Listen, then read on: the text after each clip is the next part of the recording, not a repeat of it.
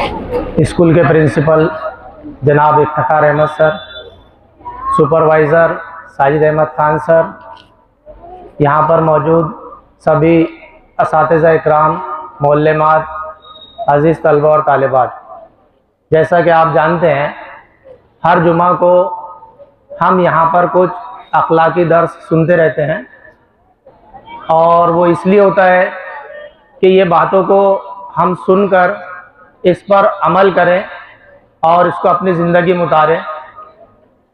ये दर्स आपकी ज़िंदगी के अंदर में, आपके हर शोबे के अंदर जो कारकर्दगी है उसको बेहतर बनाने के लिए होता है।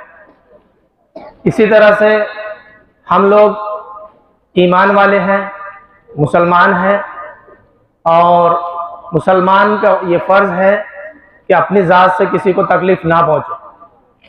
हम अपने किरदार से मुसलमान नज़र आएँ, ना कि अपने हुलिये से, क्योंकि आजकल हम लोगों के ताल्लुक़ से दूसरी कौमों के अंदर में बहुत सारी गलत फहमियाँ पैदा हो रही है और उनको दूर करना हमारा फ़र्ज़ है और ये हम अपने आमाल को उनके सामने रख कर करेंगे। इसी तरह से हमारे नबी सल्लल्लाहु अलैहि वसल्लम ने हमारी ज़िंदगी के हर गोशे के अंदर में हमारी रहनुमाई फरमाई है। सुबह से लेकर शाम तक जितने भी आमाल हम करते हैं हर कदम पर हमारी रहनुमाई फरमाई है। बदनसीबी हमारी ये है, बदकिस्मती हमारी ये है कि हम उन बातों को सुनकर अमल नहीं करते। अगर हर बच्चा इस उम्र से जितने भी अहादीस है इनका मुताला करे, कुरान को समझे, आप सल्लल्लाहु अलैहि वसल्लम की सीरत को समझे, तो हम एक बेहतर शख्स बन सकते हैं। इसी तरह से हमारे नबी सल्लल्लाहु अलैहि वसल्लम ने बताया कि हम जिस मुल्क में रहते हैं उस मुल्क के कानून को मानना हमारा फ़र्ज़ है। तो बच्चों, देखने में अक्सर ये आता है कि हम उन कवानीन को पूरी तौर पर मानने को तैयार नहीं होते हैं, इसलिए हम अपनी ज़िंदगी के अंदर में बहुत सारे नुकसानात उठाते हैं। ठीक उसी तरह से रास्ता चलने के कुछ कानून या कुछ नज़्म व ज़ब्त होते हैं, ये भी हमको बताए गए हैं। हुकूमत महाराष्ट्र ने रास्ता चलने के कुछ उसूल कवानीन बनाए हैं और वो कवानीन पूरे मुल्क भर में लागू है वैसे तो, लेकिन हम रियासत महाराष्ट्र में रहते हैं इसलिए यहाँ के कानून को हमको पूरी तरह से मानना पड़ता है। तो रास्ता चलने के जो उसूल है, ट्रैफिक रूल जो है, वो इसलिए बनाए गए हैं कि जो हमारी सिक्योरिटी है, हमारा तहफ़्फ़ुज़ जो है ये पूरी तरह से हो सके। हमारी जान बहुत कीमती है, इसके आज़ा बहुत कीमती है, लेकिन उसके बावजूद भी हम देखते रहते हैं कि एक्सीडेंट होते हैं, लोग लापरवाही के साथ गाड़ी चलाते हैं, ट्रैफिक के जो उसूल होते हैं उनको फॉलो नहीं करते हैं। जैसे रास्ता चलते वक्त गाड़ी के ऊपर में मोबाइल पर बात नहीं करना चाहिए, ये सबसे बड़ा उसूल है अभी।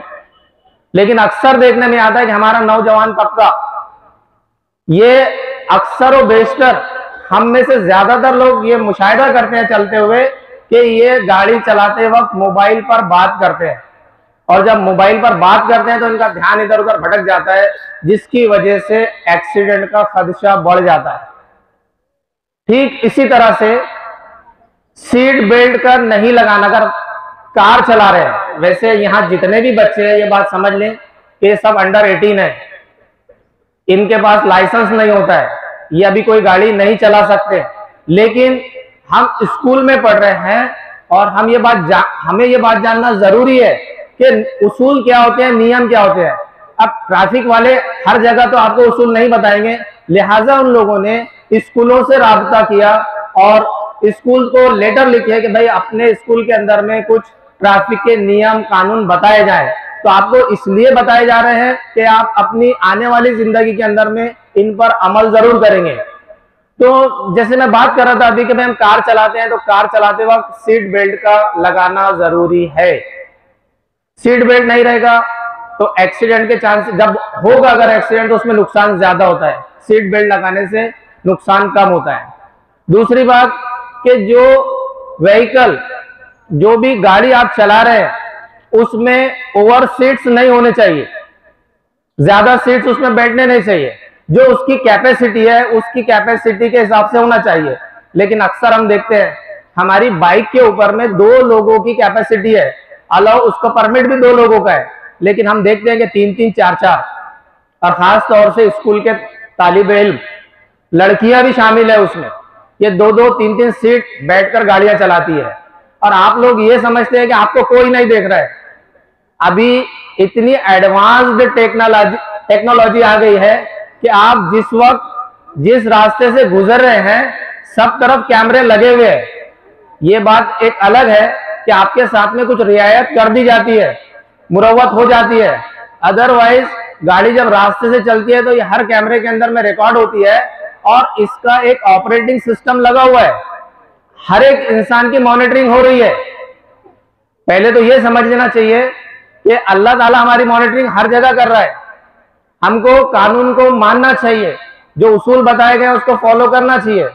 तो लिहाजा बच्चे ये बात को ध्यान में रखें कि गाड़ियां जब चलाते हैं तो ट्रिपल सीट ना चलाए, इससे नुकसान ज्यादा होता है। एक तो आपके पास लाइसेंस भी नहीं है, जिन लोगों के पास लाइसेंस नहीं होता है वो गाड़ियां चलाते हैं, बच्चे खास तौर से, तो उनको तो कुछ नहीं, लेकिन उनके वालिदैन को एक लंबा चौड़ा जुर्माना अदा करना पड़ता है और उनको सजा भी हो सकती है कानूनन।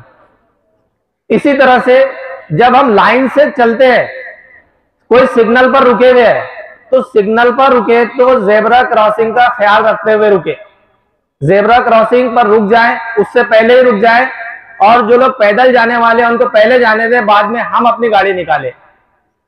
अक्सर सिग्नल पर हमको लेफ्ट या राइट टर्न लेना होता है, लेकिन हम आकर बीच की लाइन में खड़े हो जाते हैं। उससे ये होता है कि जो बाजू से दाएं बाएं निकलने वाले लोग हैं उनको परेशानी होती है और आप आड़ी गाड़ी खड़े कर देते हैं वहां पे, जिससे ट्रैफिक जाम हो जाता है। तो इस बात का भी हमको ख्याल रखना है।